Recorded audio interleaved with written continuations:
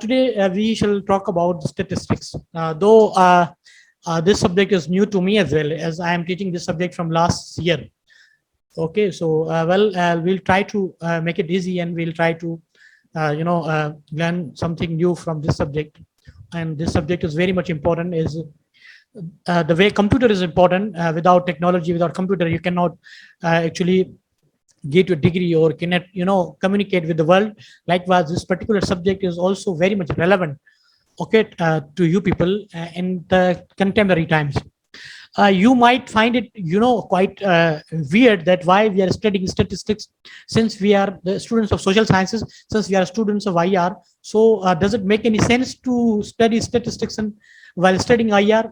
The answer is yes, of course it does make sense.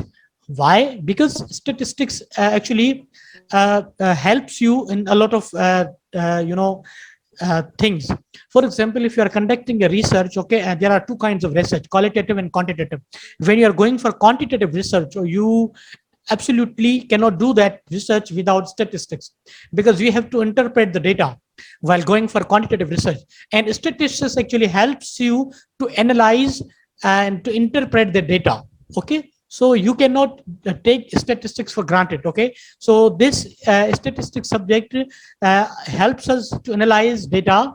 Okay, helps us to interpret the data. Okay, for example, currently we are living in the age of COVID-19. Okay, and the World Bank, sorry, WHO and NCOC and the government of Pakistan is also using this statistics to analyze the data. For example, they are showing different charts, and through charts they are showing that how many people got infected, and how many people died, how many people recovered, how many people are currently suffering out of these cases, and how many people got vaccinated, and how many people are left behind, how many people got first dose, and how many people got second doses. Okay, so this all data is showed in different charts. This all data is showed in different graphs.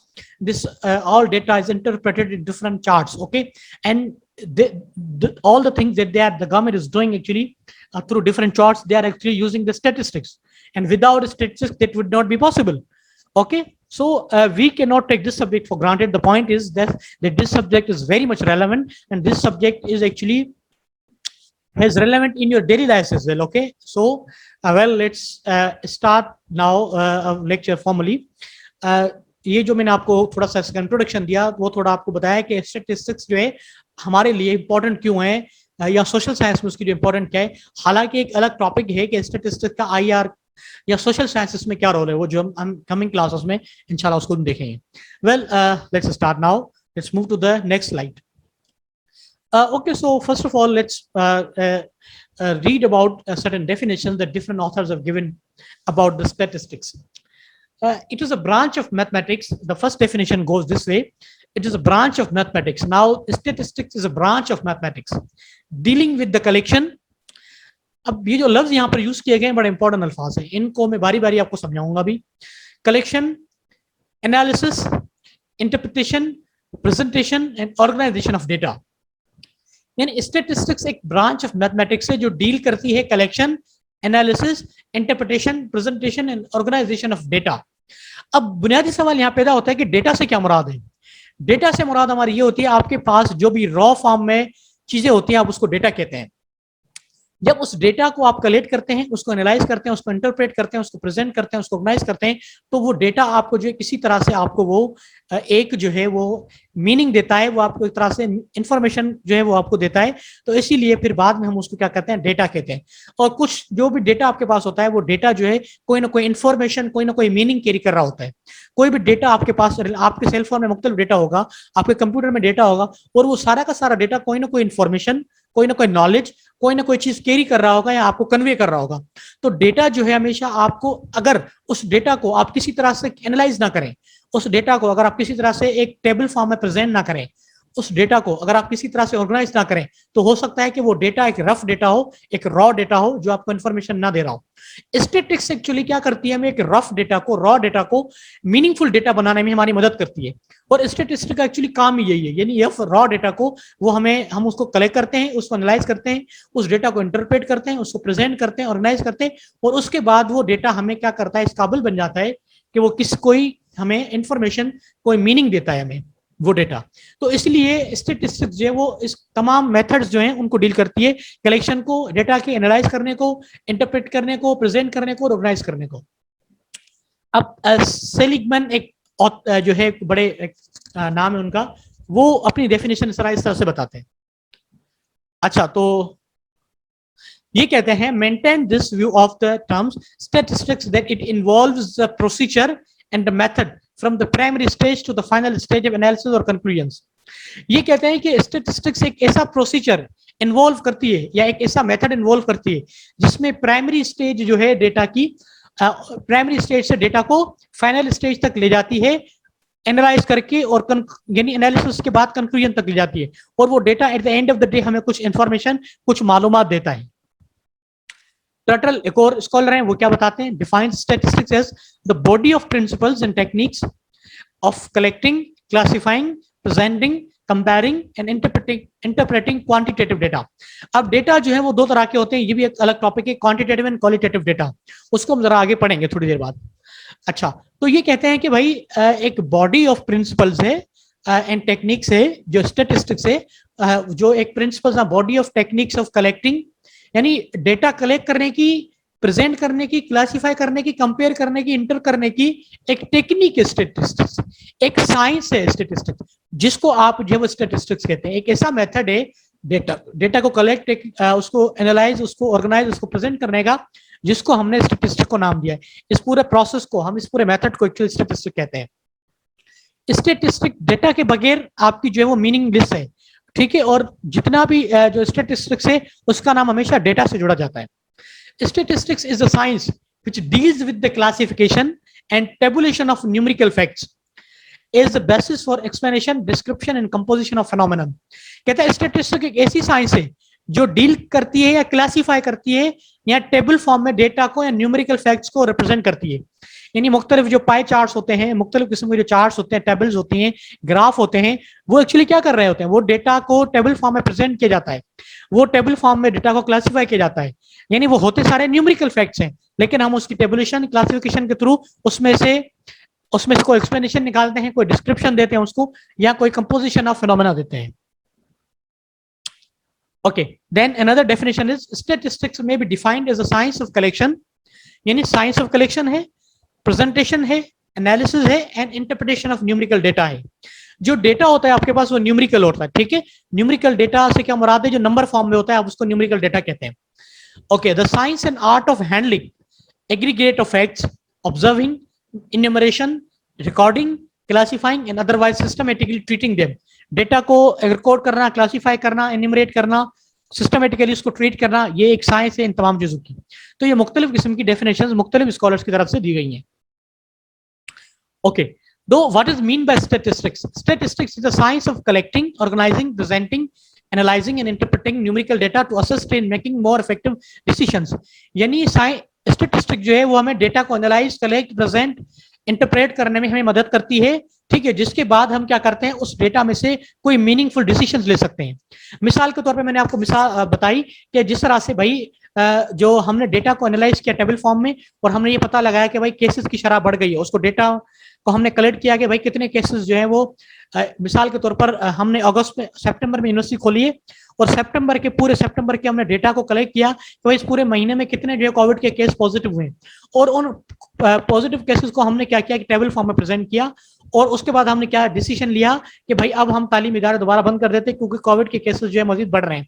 तो इससे क्या किया हमने क्या किया कि पहले data collect किया कि इन द मंथ ऑफ सितंबर के कितने कोविड जो है वो कितने पॉजिटिव केसेस आए, अभी कितने पॉजिटिव केसेस आए ये हमें नंबर में प्रेजेंट करेंगे। उसके बाद हमने क्या किया कि उसको एनालाइज किया, उसको इंटरप्रेट किया, उसको एक ग्राफ में प्रेजेंट किया, और उसके बाद हमने क्या किया कि इफेक्टिव डिसीजन मेकिंग की कि अब हमें मजीद तालीम इदारे बंद करने चाहिए या मजीद हमें तालीम इदारे खोल कर रखने चाहिए। तो हमने डेटा कलेक्ट किया, उसको इंटरप्रेट किया, उसको जो है वो एनालाइज किया, और उसके बाद हमने क्या किया कि एक डिसीजन लिया कि आया अब हमें तालीम इदारे बनने चाहिए या खोलने चाहिए। और इस तरह के जो डिसीजंस हैं, इस तरह का जो डेटा है गवर्नमेंट रोज कलेक्ट कर रही है। आप वेबसाइट पे जाएंगे तो आपको रोज उसका डेटा मिलेगा, इन्फेक्टेड लोगों का, पॉजिटिव केसेस का। तो ये सारे का सारा जो मामला चल रहे हैं ये with the help of statistics चल रहे हैं। इसमें आपको जो हेल्प आउट कर रहा है वो स्टैटिस्टिक्स कर रहा है। स्टैटिस्टिक आपको क्या करता है, डेटा एनालाइज करने के बाद आपको एक इन्फॉर्मेशन कन्वे करता है, आपको एक इन्फॉर्मेशन कैरी करता है, या आपको इफेक्टिव डिसीजन करने में, इफेक्टिव फैसले करने में आपकी मदद करता है statistics. Okay, so in the more common usage statistics refers to numerical information. Numerical information क्या है? वही इंफॉर्मेशन जो नंबर डेटा में हो। अब एक क्वालिटेटिव इंफॉर्मेशन है, क्वांटिटेटिव इंफॉर्मेशन है।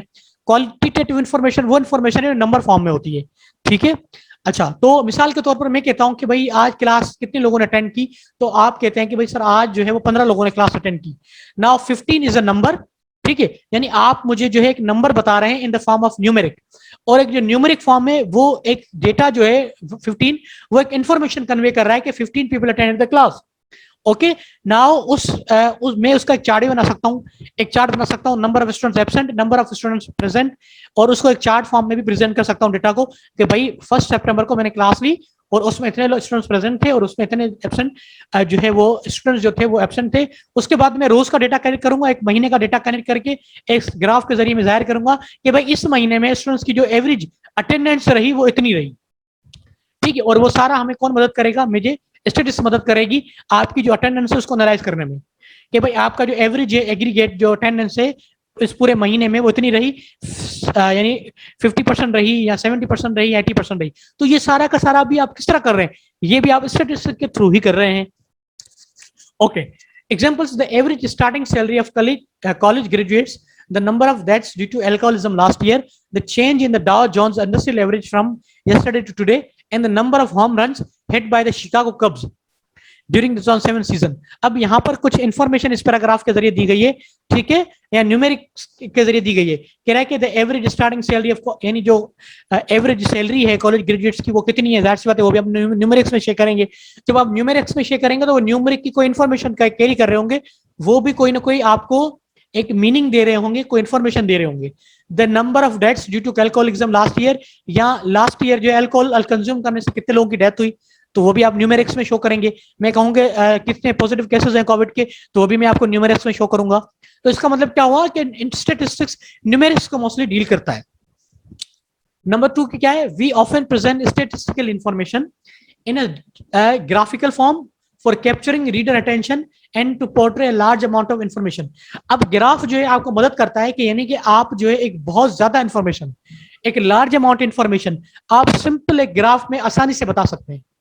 ग्राफ का जो है वो ये फायदा होता है कि आप इतनी बड़ी इंफॉर्मेशन सिंपल से एक ग्राफ में आप उसको मीनिंग को जो है वो कन्वे कर सकते हैं, या सिंपल ग्राफ में मदद से आप पूरी इंफॉर्मेशन जो है कन्वे कर सकते हैं, large huge information.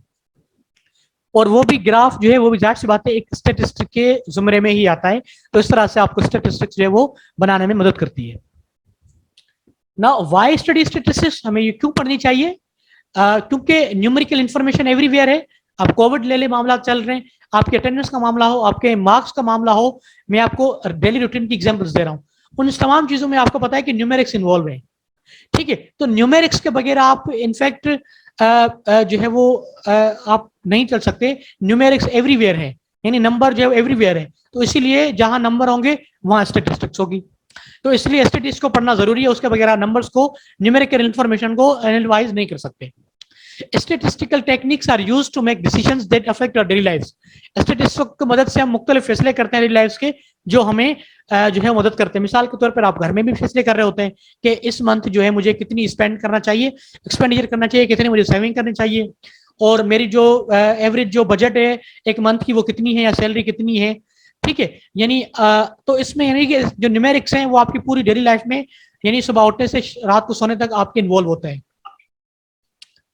The knowledge of statistical methods will help you understand how decisions are made.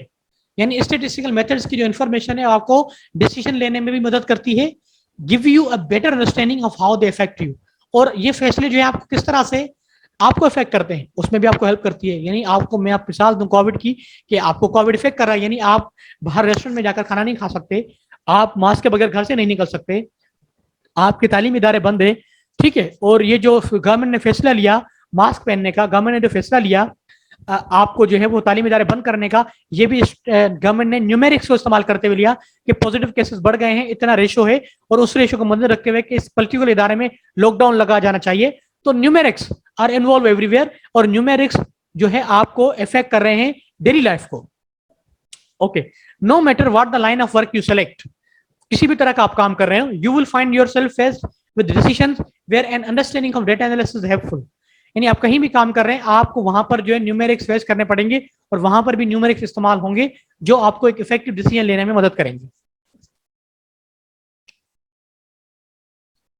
Okay, so that's all from my side. अब अगर आप कोई बात पूछना चाहते हैं, कोई कमेंट करना चाहते हैं, कोई सजेशन देना चाहते हैं, तो ऑल इज योर्स नाउ।